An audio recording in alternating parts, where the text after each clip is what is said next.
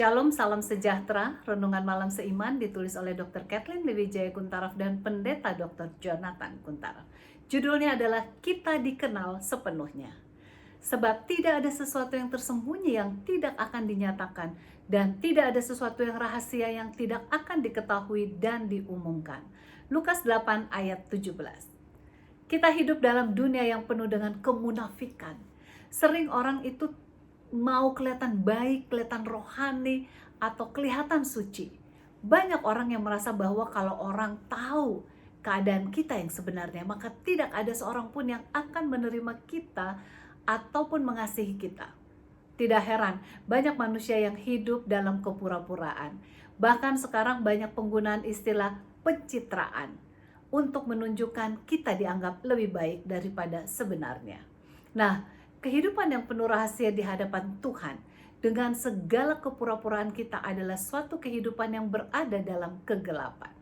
Sebab tidak ada yang dapat menyembunyikan dirinya dari Tuhan. Ayat inti kita di atas mengatakan tidak ada sesuatu yang tersembunyi di hadapan Tuhan. Tidak ada rahasia kehidupan kita yang tidak diketahui Tuhan. Namun satu perkara yang luar biasa ialah meskipun kita banyak melakukan dosa, Tuhan Allah itu menerima kita sebagaimana adanya. Ia menerima kita dalam kelemahan kita, kekurangan kita, bahkan menaruh simpati akan kelemahan kita, serta rindu untuk memberikan kasih-Nya, kekuatannya, kuasanya, agar kita dapat bangkit dari kelemahan kita dan berjalan di dalam terang. Satu cara untuk mempunyai kehidupan yang terbuka adalah dengan menerima akan dalamnya kasih Tuhan kepada kita. Hanya dengan sepenuhnya dikenal Tuhan, maka kita dapat mengenal kebutuhan kita serta menyadari betapa besarnya kita memerlukan juru selamat dalam kehidupan kita. Salah satu hal yang patut dikasihani ialah keadaan di mana seorang itu tidak mengenal akan dirinya sendiri serta kebutuhannya. Seorang berdosa namun tidak merasa bahwa ia adalah orang yang berdosa, bahkan merasa dirinya benar, malah lebih benar daripada orang lain. Itulah suatu keadaan yang perlu dikasihani. Sebab itu kebutuhan kita adalah kebutuhan akan adanya Roh Kudus yang akan memberikan kepada kita kepekaan untuk melihat diri kita sendiri serta menyadari kebutuhan kita akan Yesus dan boleh menerimanya sebagai juru selamat.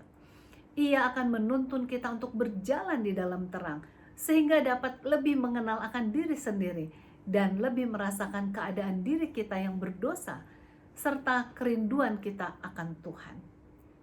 Paulus berkata di dalam Ibrani 4 ayat 13, dan tidak ada suatu makhluk pun yang tersembunyi di hadapannya, sebab segala sesuatu telanjang dan terbuka di depan mata Dia, yang kepadanya kita harus memberikan pertanggungan jawab.